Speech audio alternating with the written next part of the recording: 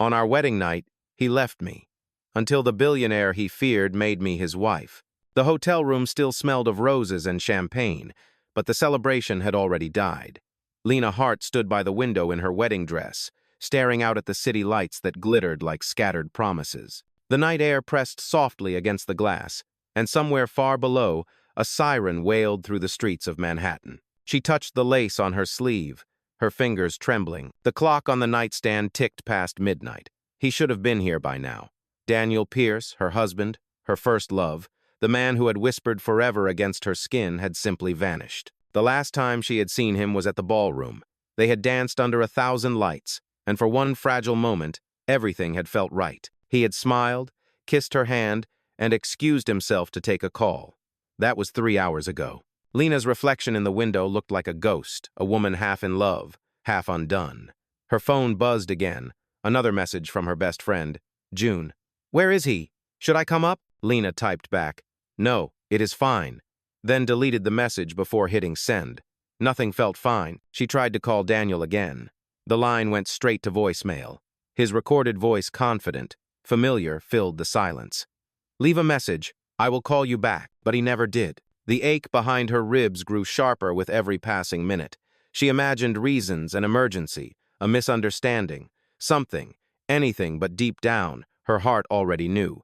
He had left her. Not tomorrow, not someday, but tonight. The door remained closed. The roses on the table began to wilt. Her gown, once white as hope, felt heavy on her skin. Finally, she took off her heels and walked barefoot across the marble floor. Her wedding ring glimmered under the light, a promise that meant nothing now. She slid it off and placed it beside the untouched champagne flutes. When the tears came, they were quiet. Not the sobs of heartbreak, but the kind of silence that follows when a dream breaks in two. She sat down on the edge of the bed, wrapped her arms around herself, and whispered, "You will not ruin me." Outside, thunder rolled softly over the skyline. Hours later, when dawn touched the curtains, Lena packed a small suitcase. No gown, no jewels, only her sketchbook, her camera, and the letter she had never sent. She left the hotel through the service exit, the city's cold air biting her skin. The doorman called out, "Mrs. Pierce, do you need a car?" She paused, then said quietly, "It is Miss Hart now." The taxi ride to her apartment was long and gray. The city she had once adored now looked like an empty stage after the play had ended. Billboards flashed promises of love, luxury, forever, words that felt like lies. When she reached her building, she climbed the stairs instead of taking the elevator. Each step felt like a declaration. "I will not wait. I will not beg. I will begin again." Inside her small apartment, the morning light painted golden stripes across the walls. She set down her bag, opened the window, and let the cold air fill the room. Somewhere below, the city moved on without her, unaware that a love story had ended before it even began. Lena stood there for a long moment, her hand resting on the windowsill, her heartbeat slowly calming. In that stillness, something unexpected stirred inside her. Not anger, not despair, but clarity. A truth she had never spoken aloud formed in her mind. Sometimes, being left behind is the first step to finding yourself. She closed her eyes and whispered to the empty room, "If this is the end, then let it be the beginning of me." Outside, the sun broke through the clouds, catching in her hair like a silent vow. The world did not know it yet, but the woman Daniel Pierce had left on their wedding night would soon become someone impossible to forget. 3 days passed before Lena left her apartment again. She moved through the city like a ghost, wearing Daniel's absence like a shadow she could not shake. The winter wind carried the scent of rain and exhaust, and every sound, a honking horn, a passing laugh, felt like it belonged to another world. She stopped at a small cafe tucked between two brownstones in Soho. It was the kind of place that served coffee strong enough to wake the soul and quiet enough for thoughts to settle. The barista, a kind woman with silver bracelets, recognized her from old gallery events. "Rough week?" she asked softly. Lena smiled faintly. "Something like that." She took a seat by the window, her sketchbook open but untouched. The pencil rested against the page, idle. The world outside blurred in streaks of gray, and for the first time, she let herself breathe without pretending to be fine. That was when she saw him. A man stood outside the cafe, speaking into his phone. He was tall, with dark hair swept back from his forehead and a posture that spoke of quiet authority. When he ended the call and glanced through the glass, his eyes met hers deep, steady, and unsettlingly calm. For a second, neither of them looked away. Then he entered. The bell above the door chimed softly. The air seemed to shift with him, carrying the quiet weight of someone used to being noticed but never seeking attention. He ordered black coffee, no sugar, no cream, and took a table 2 seats away. Lena tried to focus on her sketchbook, but her pencil only traced meaningless lines. There was something familiar about his face, though she could not place it. When she finally looked up again, he spoke. "You draw." His voice was deep, even, with the kind of tone that did not need to rise to be heard. She hesitated. "I try to." He nodded slightly, studying the page. "You have a good eye, but you draw like someone who is trying not to feel." The words landed too precisely. She blinked. "Excuse me?" His gaze softened, but he did not apologize. "I meant no harm.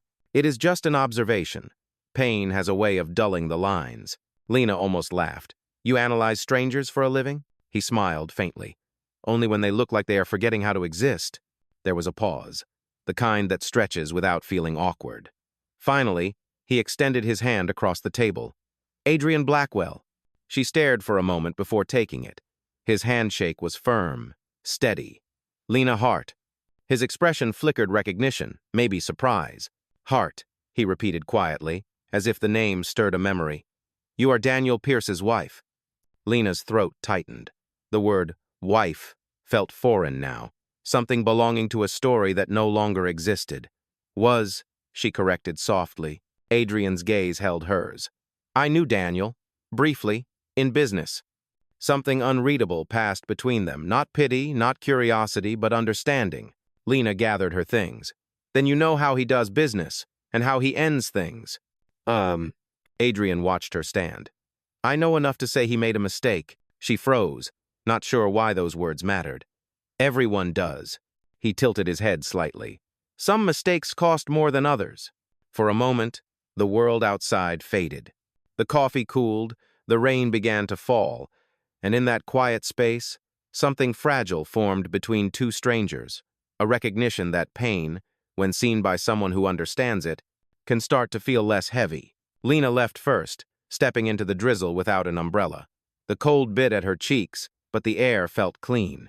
As she crossed the street, she glanced back once. Adrien Blackwell was still there, watching her leave not as a man intrigued, but as someone who had just recognized a story he was meant to be part of. Inside, his untouched coffee sat cooling beside his phone. On its screen, a photo of Daniel Pierce flashed briefly before fading to black. Outside, Lena walked on, unaware that the man Daniel once feared had just decided that her story was not going to end in heartbreak. It was only beginning. The next morning, the sky over Manhattan was pale and heavy with clouds. Lena walked along the avenue, her coat pulled tight, the city noise dull against the storm building in her chest. She had promised herself she would not think about Daniel again, but his name followed her everywhere, whispered in magazines, murmured by acquaintances, printed on the glossy covers of business journals. By the time she reached the gallery where she used to work, the air had turned cold enough to sting. She stepped inside, hoping the quiet would help her forget. The space smelled faintly of paint and cedar wood, the walls lined with unfinished canvases. "Lena?" A familiar voice called from behind her. She turned and froze. Adrien Blackwell stood near the doorway, a dark coat over his shoulders, his hands in his pockets. She blinked, startled. "Are you following me?" His lips curved into a restrained smile. "No, I am an investor here. I have been for years." Lena frowned, unsure whether to believe him. "That is convenient." "I prefer the word serendipity," he said evenly. Then more quietly, "I wanted to make sure you were all right." She let out a soft laugh, but it did not reach her eyes. "You do not even know me, Mr. Blackwell." "Maybe not," he admitted. "But I know what it looks like when someone is trying too hard to pretend they are fine." Lena turned away, pretending to study a painting. "You sound like a man who has practiced that himself." Adrien was silent for a moment. Then he said, "You are not wrong." Something in his tone made her pause. She glanced at him, and for the first time, she noticed the exhaustion behind his calm, the kind that comes from carrying too many secrets. He walked closer, stopping beside the painting she was staring at, a half-finished portrait of a woman with her eyes closed, her mouth caught between pain and peace. "Yours?" he asked. Lena shook her head. "No. I used to restore pieces here. The artist left this one incomplete." He studied it. Sometimes unfinished things are the most honest. They show us what someone was afraid to complete. She looked at him then, truly looked, and the question escaped before she could stop it. "What were you afraid to finish, Mr. Blackwell?" His eyes met hers, dark and steady. "A life built on control," he said. "Because once you stop controlling everything, you start to feel." The words hung between them. The hum of the gallery lights filled the silence. Lena's voice softened. "You sound like someone who lost something important." Adrien looked away. "Everyone does. The difference is whether we let it define us or teach us." For a moment, she thought she saw the shadow of sadness in his expression, a quiet ache that mirrored her own. Then his phone buzzed, the sharp sound breaking the fragile calm. He answered, his voice low, clipped. She caught fragments. "Pierce. False contract. Transfer." Her stomach tightened. "That name," she said when he ended the call. "You mentioned Daniel?" Adrien hesitated, then met her gaze. "Yes. I have been looking into him. You deserve to know the truth." "The truth?" "He did not marry you for love, Lena. He married you for access. The foundation your father built, the one that funds the restoration, grants Daniel was using it to launder investments through his firm." Her breath caught. "No, you are wrong." "I wish I were," Adrien said quietly. "I saw the papers myself. He signed under your name the day before your wedding." Lena felt the world tilt. The ring she no longer wore burned in her memory. "Why are you telling me this?" "Because you deserve to start over with the truth, not the lie he left you with." For a long moment, Lena could not speak. The gallery lights flickered, the air sharp with turpentine and betrayal. Finally, she said, "If you think telling me this will make me grateful, it will not." Adrien nodded. "I did not tell you for gratitude. I told you because you remind me that people can still choose honesty, even after being broken." She stared at him, torn between anger and something she could not name. "And what about you, Adrien? Do you still choose it?" His expression softened, almost vulnerable. "Every day I try." Outside, rain began to fall again, tapping softly against the glass. Lena turned toward the window, her reflection merging with his. For the first time since her wedding night, she did not feel entirely alone. Somewhere in that quiet space, surrounded by unfinished art and unspoken truth, two people scarred by the same man began to see the outline of something new, not love yet, but the fragile shape of trust. Weeks passed, and the city slowly thawed from winter's chill. The days grew longer, the lights softer, and for the first time in months, Lena began to feel something close to peace. She had left the gallery where she once worked and rented a modest space in Chelsea, a narrow studio with tall windows and cracked white walls. It was not much, but it was hers. She spent her mornings cleaning paint off old frames and her nights sketching until her fingers ached. The hum of the city outside became her metronome, guiding each stroke of her brush. The pieces she created were different now, gentler, filled with silence and second chances. Every so often, Adrien Blackwell would appear. He never called before coming, never asked permission. He would simply step into the studio, bringing with him the scent of rain and expensive cologne. Sometimes he stayed for 10 minutes, sometimes for hours. On those days, he would stand quietly behind her, hands in his pockets, watching her work without saying a word. When he did speak, his words were always few, but they lingered long after he left. "You paint like someone learning how to breathe again," he told her once. Lena smiled faintly, not looking up from the canvas. "Maybe that is exactly what I am doing." He studied her for a moment, then said softly, "Then do not stop." The rhythm of their encounters became an unspoken pattern. He would bring coffee. She would offer quiet company. There was no talk of Daniel, no mention of the pain that had first tied their paths together. Instead, their conversations drifted toward music, art, and the strange peace that comes from rebuilding something from ruins. One evening, as dusk melted into gold, Adrien leaned against the window while Lena cleaned her brushes. The light caught in his eyes, revealing a weariness she had never noticed before. "You work too much," he said. "I need to," she replied. "It keeps me from thinking." "About him?" She paused, then shook her head. "About myself. About how easily I lost who I was." Adrien crossed the room and stopped beside her. You did not lose yourself. He just convinced you to look away. Lena met his gaze. And what about you? Who convinced you? His jaw tightened slightly. Life, he said finally, and I was foolish enough to listen. Silence settled between them, soft and heavy. The hum of traffic outside filled the space where words could not. Lena turned back to her work, but her hands had stopped moving. Why do you keep coming here, Adrien? He hesitated before answering. Because when I am here, it feels like the noise quiets down. She looked at him, then really looked and saw the truth in his eyes.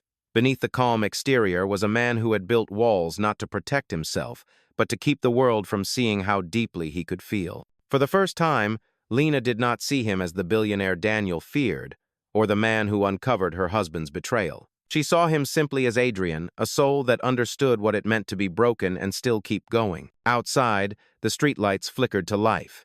Adrien reached for his coat, hesitating as if he wanted to say something more. Instead, he said quietly, "The city has a charity gala next week. One of your restored paintings will be there."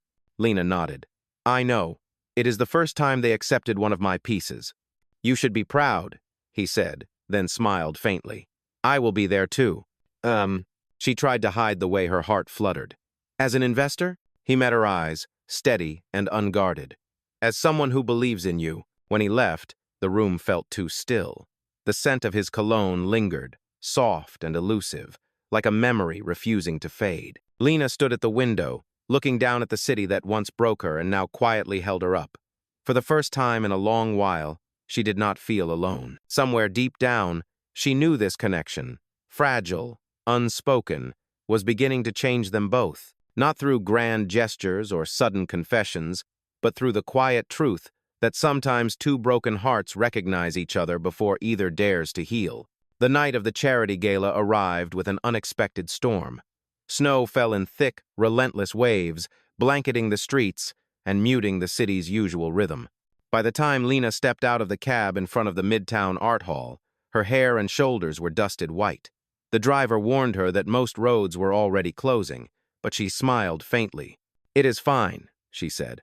"I just need to stop by for a moment."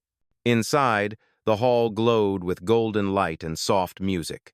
Guests in glittering gowns and tailored suits mingled, their laughter floating through the air like champagne bubbles. Lena's painting restoration hung near the entrance, a tender depiction of cracked marble mended with gold. It was her first public showing since the divorce, and seeing her name beside it made her chest ache with something she could not name. She barely noticed Adrien Blackwell at first. He stood near the bar, a dark contrast to the glittering room, his expression calm but watchful. When their eyes met, she felt the noise around them blur. He walked over slowly, the way a man approaches something fragile. "You came," he said. She smiled faintly. "You sound surprised." "Not surprised," he replied. "Relieved." They spoke quietly about the painting, about art and its strange ability to rebuild what life breaks. Adrien listened more than he talked, his gaze steady, his voice gentle. When the lights flickered once, then again, an announcement came through the speakers the storm had worsened, and all bridges were temporarily closed. "Looks like no one is leaving tonight," Adrien murmured. Hours later, most guests had departed or found nearby hotels, but Lena stayed behind, reluctant to leave her painting unattended. Adrien offered to wait with her. "There is a small sitting room upstairs," he said. "It will be warmer there." Hell. They climbed the marble staircase as the wind howled against the windows. In the quiet room overlooking the city, a single lamp glowed beside an old piano. Snow pressed against the glass like a living thing. Lena took off her coat and rubbed her hands together. "I cannot remember the last time Manhattan felt this quiet." Adrien poured them both coffee from a silver carafe. "The city needs silence sometimes. It reminds us that chaos is not everything." She smiled at that. "You sound like a man who has lived through chaos." He met her eyes. "I have, and so have you." For a while they sat without speaking. The storm wrapped the world in stillness. Then Lena stood and walked toward the piano, tracing her fingers across the dusty keys. "My mother taught me to play when I was little," she said. "I stopped after she passed. Music started to feel too alive." Adrien leaned back, his gaze soft. "Play something now. For her. For you." She hesitated, then pressed one key. The note trembled through the room, fragile but pure. Another followed, and another, until a quiet melody filled the air, something unfinished, like her favorite painting. Adrien closed his eyes, listening. When she stopped, he said, "You play like you paint gently, but with the courage to touch what hurts." Lena looked at him, her voice barely above a whisper. "Why do you always sound like you understand me more than I understand myself?" "Because I recognize the silence," he said. "I lived there for a long time." Something inside her shifted. She saw it then, the loneliness behind his composure, the man beneath the myth. When the lights flickered again, she laughed softly. "If the power goes out, we might be trapped here." Adrien smiled for the first time that night, a small, real smile that reached his eyes. Then it would not be the worst place to be. Lena felt warmth rise to her cheeks. "You always know what to say, do you not?" "No," he replied, his voice lower now. "Just what I mean." The storm raged on outside, but in that quiet room, time seemed to slow. Two people who had lost everything sat surrounded by art and snow and the faint hum of a city learning to rest. When Adrien finally spoke again, his tone was almost a whisper. "Lena, one day you will realize you were never broken. You were only waiting to be seen." And for the first time since her wedding night, she believed him. Spring arrived quietly, softening the hard edges of winter. The city thawed, and the wind carried the faint scent of blooming magnolias through the streets. For Lena Hart, the stormy night at the gala had become a turning point. In the weeks that followed, she poured herself into her art with a focus that felt almost holy. Her studio in Chelsea transformed into a garden of colors and canvases. Paint-stained gloves hung over the chairbacks, half-finished sketches lined the walls. There were days she forgot to eat, nights she forgot to sleep, but she no longer felt empty. The ache that once lived in her chest had become something else, a pulse, a purpose. When the invitation for her first solo exhibition arrived, she held it for a long moment before believing it was real. Restoration A Collection by Lena Hart. The title made her smile. It was not just the name of her art, it was the name of her life. Adrien Blackwell had not visited since the gala, but his absence was not silence. He sent small signs of support, an anonymous donation to the gallery, the right suppliers arriving just when she needed them, and a note once, written in elegant handwriting, "Healing is louder than pain. Keep going." On the night of the opening, the gallery glowed with warm light. Critics, artists, and collectors moved through the space, murmuring quietly as they admired her work. Each piece told a story of breaking and rebuilding fractured portraits filled with gold seams, oceans mended with light, and one painting at the center titled "The Night of Silence," inspired by her wedding night. Lena stood by herself, a glass of champagne untouched in her hand. She felt both exposed and alive. When she turned, she saw him. Adrien stood at the edge of the room, dressed in black, his presence commanding yet calm. Their eyes met, and the world seemed to blur around them. "You came," she said softly when he reached her. "I said I would," he replied. "I wanted to see what healing looks like." She smiled, a genuine one this time. "And what do you see?" "Strength," he said simply, "and beauty that does not need anyone's permission." Her breath caught. She looked away, trying to hide how much those words meant. "You should not say things like that." "Why not?" "Because people will start to think you mean them." He tilted his head slightly. "What if I do?" The air between them changed, not heavy, but charged. Someone called her name from across the room, and she stepped back, breaking the moment. "Excuse me," she murmured, disappearing into the crowd. Hours later, when the guests had left and the gallery was quiet again, Adrien found her standing in front of the Night of Silence. The painting glowed under the soft lights, a woman alone before a window, wrapped in the quiet of her own courage. "She looks free," Adrien said. "She is," Lena replied, "because she finally stopped waiting for someone to come back." He nodded slowly. "You have changed, Lena." "So have you," she said, turning to him. "You are softer now." He smiled faintly. "Do not tell anyone. It might ruin my reputation." She laughed, the sound light and genuine. For a moment they stood in silence, two survivors of different wars who had found peace in each other's company. When he took her hand, it was gentle, almost hesitant. "You deserve everything that comes next," he said. "And what about you?" He looked down at their joined hands. "Maybe I am still learning how to deserve mine." Outside, the city hummed with life again. Inside the gallery, Lena felt something she had not known in a long time: hope. Not the fragile kind that waits for rescue, but the quiet kind that grows from surviving. As Adrien left that night, she watched him go, knowing this was no longer a story about loss. It was becoming a story about two people learning to rebuild together. And though neither said it aloud, they both knew that what had started in silence was slowly becoming something that might one day be called love. The days following her exhibition passed in a soft blur of sunlight and gratitude. Lena's name began appearing in art columns and interviews, always paired with the same word: resilience. She accepted the praise gracefully, but knew the real victory was private.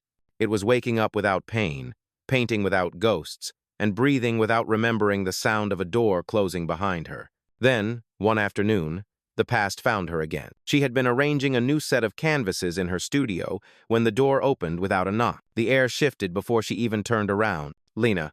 The sound of that voice, familiar, trembling, undeserved, froze her in place. She turned slowly.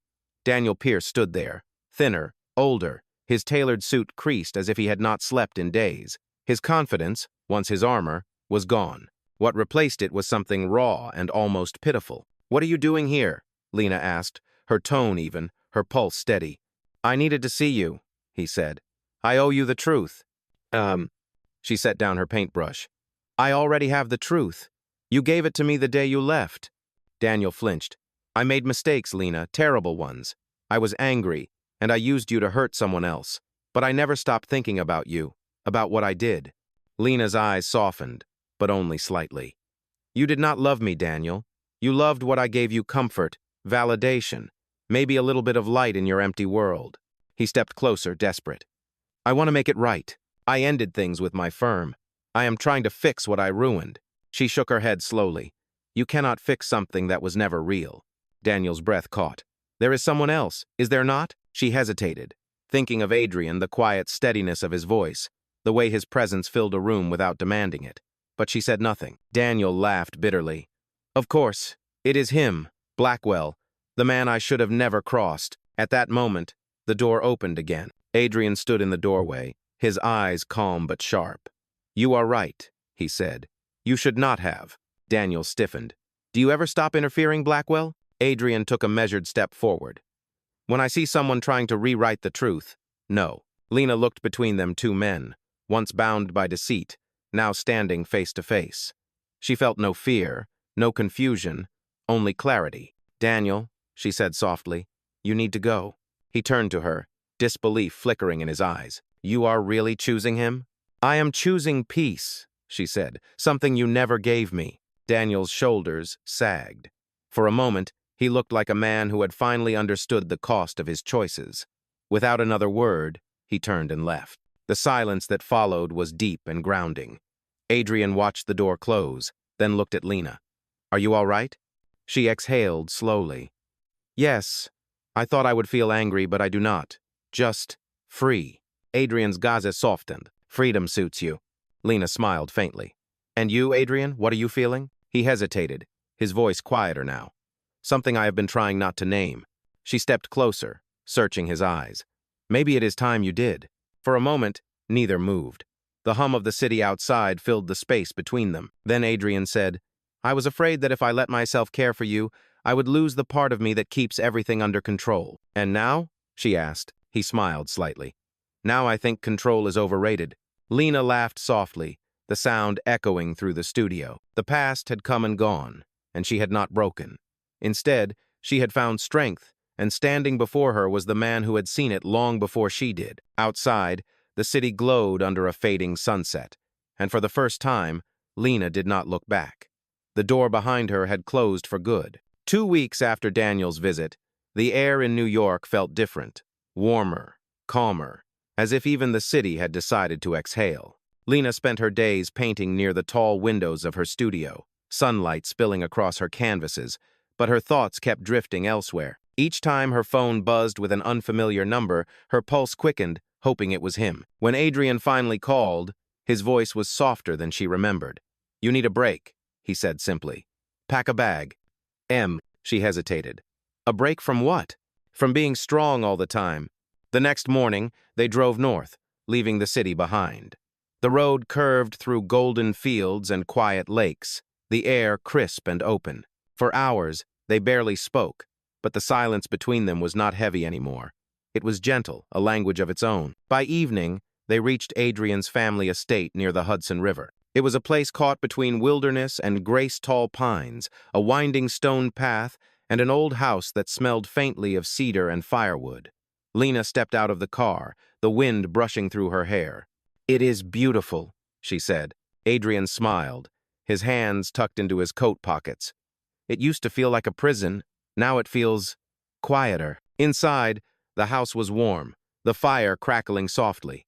They ate dinner by candlelight, simple food and simpler conversation. For the first time, Lena saw him laugh, not the polite, careful laugh he used in public, but something real, unguarded.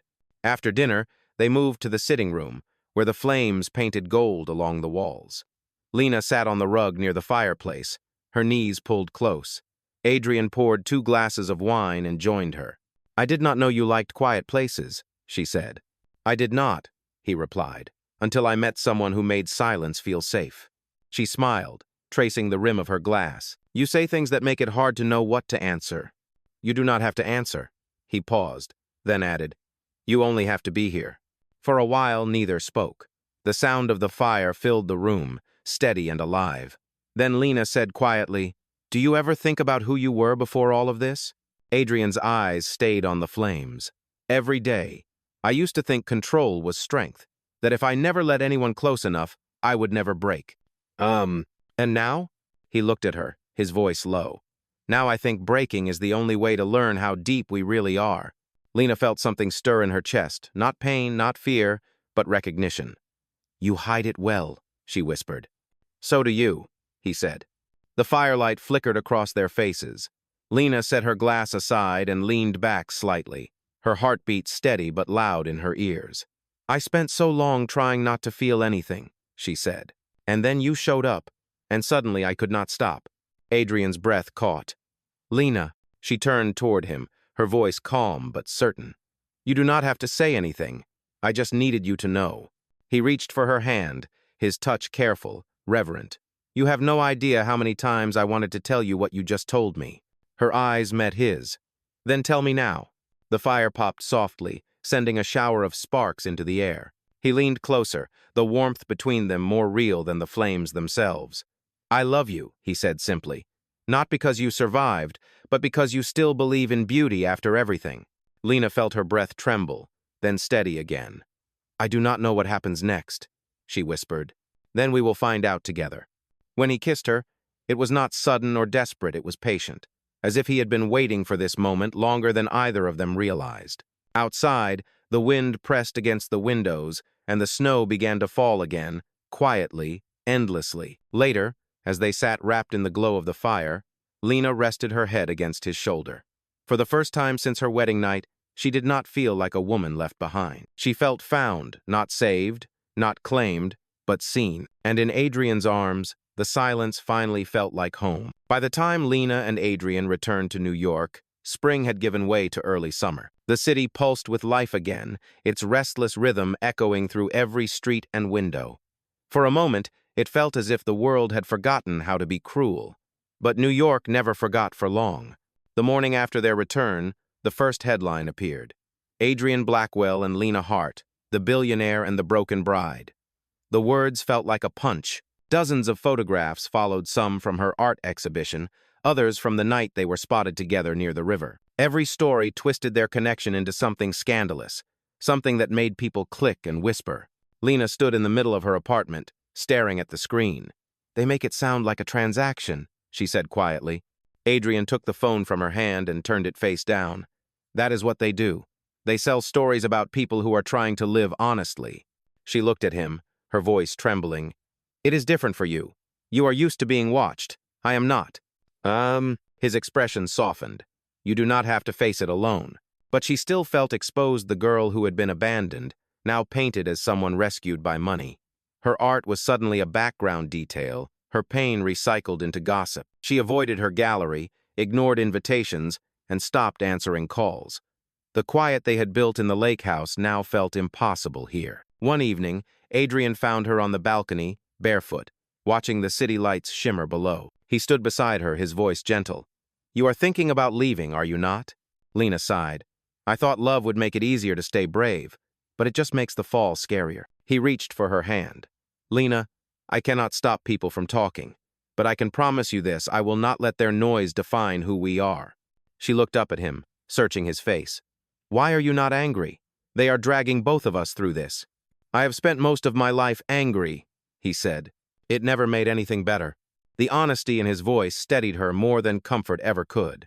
She leaned against him, her cheek against his chest, listening to the calm rhythm of his heart. For a while, the city below them blurred into a sea of gold and noise. The next morning, she made a choice. When the gallery called, asking if she would attend her upcoming exhibition's press preview, she said yes. Adrien offered to come with her, but she smiled and shook her head. "If I am going to face them," she said, "I need to do it as me, not as your shadow." The night of the event, the air outside the gallery was thick with flashbulbs and murmurs. Cameras turned when Lena stepped from the car, dressed in a deep blue gown, her hair pinned back in soft curls. She looked composed, radiant even, but her heart pounded as she walked inside. Reporters called her name, asking the questions she had feared for weeks. "Is it true you left your husband for Adrien Blackwell? Are you in love with him?"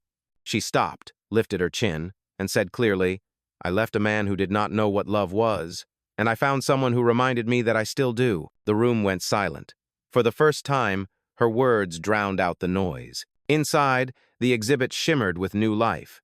Each painting told the story of becoming whole again, not through revenge or rescue, but through the slow, brave act of choosing happiness. When the crowd thinned, Adrien appeared at the edge of the room, his expression unreadable but proud. She walked to him, her eyes shining. "You were right," she said softly. "The noise does not matter." He smiled faintly. It never did. They left together, stepping into the warm night as the city lights burned around them, two people no longer defined by loss or rumor, but by the quiet strength it took to love in a world that mistook tenderness for weakness. And somewhere between the laughter of strangers and the hum of traffic, Lena realized something simple and certain. She had not been saved. She had simply been seen, and that was enough. By late summer, New York had settled into its familiar rhythm of heat and ambition. The world seemed to have accepted that Adrien Blackwell and Lena Hart were together, though the whispers never fully stopped. Their story had moved from scandal to fascination, and people were waiting to see if love could really survive under so much light. But love was about to face something neither of them expected. It started quietly, a message from one of Adrien's senior partners, then a late-night call from his legal team. The next morning, the headlines broke. Blackwell Industries under investigation for fraudulent merger deal. The accusation was false, but the timing was merciless. Adrien had just signed a new multi-billion-dollar acquisition. Overnight, the world that worshipped his success began questioning his integrity.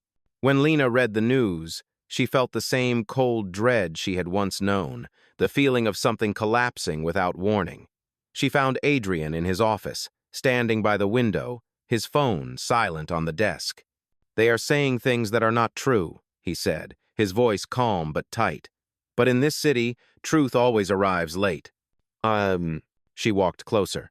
"Then we make them listen faster." He smiled faintly, weary. "You make it sound simple." "It is not," she said. "But I know what it feels like to have people write your story for you. I am not letting them do that to you." That evening, Lena made calls not to reporters, but to people who owed her quiet favors. Gallery owners, editors, journalists who had once interviewed her. She told them who Adrien really was, not the billionaire on the magazine covers, but the man who had shown her kindness when the world mocked her. Her words carried more weight than she expected. When she returned home, Adrien was sitting in the dark, his suit jacket draped over a chair. "You do not have to fight this battle," he said.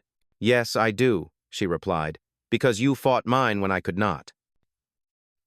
He looked at her, really looked, the way he had that first night in her studio, with disbelief that anyone could stand beside him without fear. "You are extraordinary," he murmured. Lena sat beside him and took his hand. "No, I am just in love with you. That makes me brave." Days turned into weeks. Investigators combed through records, competitors circled like vultures, and still, Adrien stood tall. But there were moments when even he faltered when the pressure clawed at his composure. One night, after another tense meeting, he came home long after midnight. Lena was waiting on the balcony, her sketchbook open beside a cold cup of tea. "You are awake," he said softly. "You are here," she replied. "That is enough." He walked to her, exhaustion heavy in his eyes. "I do not know what happens if this gets worse." "Then we start over," she said simply. "Anywhere. I do not need the empire. I just need you." For the first time in weeks, his shoulders relaxed. He wrapped his arms around her, the city spread out beneath them like a storm he no longer feared. The following Monday, everything changed. The investigation closed abruptly when new evidence surfaced, documents that proved the accusations were fabricated by a rival firm. Adrien's name was cleared within hours, but when reporters asked for a statement, he refused interviews and released only one sentence: "The truth does not need noise to exist." Oh. Later that evening, he returned home to find Lena waiting by the piano, wearing one of his shirts, her hair down. "You won," she said. He shook his head. "We did." They spent that night in the quiet glow of the apartment, laughter replacing the tension that had haunted them. The man who once lived by control had finally learned the strength of letting someone in. As dawn broke, Adrien traced a hand along Lena's cheek and whispered, "You were the only part of this story that ever mattered." She smiled. "Then let us make sure the rest of it is worth telling." Outside, the city was waking up again, but this time its rhythm felt different, softer, slower, almost kind. Autumn came softly that year, gilding New York in shades of gold and rust. The city had finally stopped whispering about Adrien and Lena. Their story no longer belonged to gossip columns. It had become something quieter, more real. When Lena's new exhibition was announced in Paris, Adrien insisted they go together. "This time," he said with a smile, "you will paint the story, and I will learn how to stand still." They left the city on a crisp October morning. From the airplane window, the skyline faded beneath a blush of clouds, and Lena felt an unexpected peace settle over her. She reached for Adrien's hand. "It feels like we are starting over." He looked at her, eyes warm. "No, it feels like we are finally beginning." Paris greeted them with rain and the scent of old stone. Adrien rented an apartment overlooking the Seine, tall windows, white walls, and a balcony filled with late-blooming flowers. Lena turned the largest room into her studio. Each morning, sunlight spilled across the wooden floor while she painted, barefoot and humming softly, while Adrien worked nearby with his laptop and endless phone calls. But something about the rhythm of that life changed them both. The world seemed slower here. The silence no longer carried weight. It carried comfort. One afternoon, Lena stood before a half-finished canvas, a swirl of blues and golds that refused to make sense. Adrien walked in, his jacket draped over one shoulder. "You have been staring at that for an hour," he said gently. "I cannot get it right," she admitted. "It is supposed to be about peace, but it still looks like chaos." He stepped behind her, studying the strokes. "Maybe peace is not the absence of chaos. Maybe it is just finding someone to face it with." Lena turned toward him, smiling softly. "You talk like a poet when you forget you are supposed to be a billionaire." "I am a man in love with an artist," he said. "It ruins your logic but improves your heart." She laughed, the sound echoing through the room like a promise. Weeks passed in a rhythm of quiet mornings and long walks by the river. They visited small galleries, shared coffee in hidden courtyards, and argued playfully over art and philosophy. At night, they cooked together, Adrien surprisingly clumsy with a knife, Lena teasing him until they both ended up laughing too hard to eat. One night, after dinner, they sat on the balcony as the Eiffel Tower shimmered in the distance. The city below felt alive but far away. Adrien poured 2 glasses of wine. "I have been thinking," he said, "about what comes next." Lena leaned on the railing. "You mean after the exhibition?" He nodded. "I want to invest in something new, an art foundation. Not for profit, not for fame. A space for voices like yours, artists who survived something and still found beauty." She blinked, surprised. "You want to build that with me?" He met her gaze. "I want to build everything with you." The sincerity in his tone made her heart ache in the best way. "Then I guess we are both starting over again," she said softly. "No," Adrien replied, his eyes steady on hers. "We are continuing what never really ended." The night air carried the faint hum of the city music, laughter, the rustle of leaves along the river. Lena rested her head against his shoulder, her hand finding his. "I used to think love was something that either saved you or destroyed you," she whispered. "Now I think it just reveals who you are." Adrien kissed her hair, his voice low. "And who are you, Lena Hart?" She smiled, her eyes glimmering. Someone finally brave enough to be happy. As the clock struck midnight, Paris shimmered beneath them, a city built on dreams and second chances. And in that moment, surrounded by light and rain and the quiet certainty of love, Lena and Adrien knew they had found what neither money nor fame could buy. Peace, not as an ending, but as a beginning they would face together. The day of the Paris exhibition arrived, wrapped in golden light and nervous anticipation. Lena stood before the mirror in her apartment, adjusting the pale silk of her dress. Her reflection was calm but alive, the same woman who had once been left behind, now ready to open her heart to the world. Behind her, Adrien fastened the clasp of her necklace, his touch steady, his voice quiet. "You are not nervous, are you?" he asked. "Terrified," she admitted with a smile. "But in a good way." The gallery was nestled in the heart of Montmartre, where cobblestone streets glowed under strings of light. Inside, the walls gleamed with her newest collection pieces, born from both pain and peace. Critics, collectors, and friends moved slowly from painting to painting, their voices soft with admiration. Adrien stayed close, but not in her shadow. He let her shine, watching from a distance as she spoke to journalists and art lovers. Every now and then, she caught his gaze across the room, that quiet, grounding look that reminded her she was never alone. When the crowd thinned, a journalist asked Lena the question she had been expecting. "Your earlier work spoke so much of heartbreak, but these new pieces, they feel lighter, almost joyful. What changed?" Lena smiled. "I did," she said simply. "I stopped painting what I lost and started painting what I found." The answer rippled through the room like a breath of fresh air. Someone began to applaud, and soon the sound filled the gallery. Adrien stepped forward, pride shining in his eyes, and when she reached him, he whispered, "You were magnificent." Later, when the last guests had left, they walked through the empty gallery together. The moonlight spilled across the marble floor, reflecting off the colors of her paintings. Lena stopped before her final piece, a sweeping canvas of gold and deep blue, two silhouettes standing beneath a storm that was finally breaking into light. Adrien studied it quietly. "Is that us?" She nodded. The storm was never the end. It was the beginning. He took a deep breath, then reached into his jacket pocket. For once, there was no grand gesture, no speech prepared. He simply stepped closer, holding a small velvet box between his fingers. "Lena Hart," he said softly, his voice steady but full, "you turned every broken part of my life into something worth keeping. You taught me that love is not a transaction or a rescue, but a choice every day, in every moment, and I choose you, always." Lena's breath caught as he opened the box. The ring was simple, elegant, a single diamond set in a band of gold, timeless and warm. She felt tears gather but did not look away. "Adrien Blackwell," she said, her voice trembling just enough to be real. "I used to believe that love had to hurt to be real. You proved that it can heal instead. Yes, 1,000 times, yes." He slid the ring onto her finger, his hands shaking slightly, and when he kissed her, it was not the kind of kiss meant to end a story. It was the kind that promised 1,000 more chapters.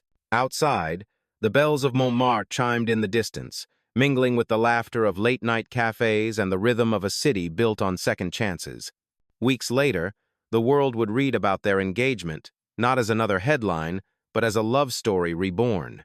The foundation they built together opened soon after, a space where artists could turn pain into beauty, just as she had. Sometimes, in the quiet mornings before the gallery opened, Lena would stand by the window of their Paris home, sunlight painting gold across the floor. Adrien would wrap his arms around her from behind, and she would smile, whispering, "We made it."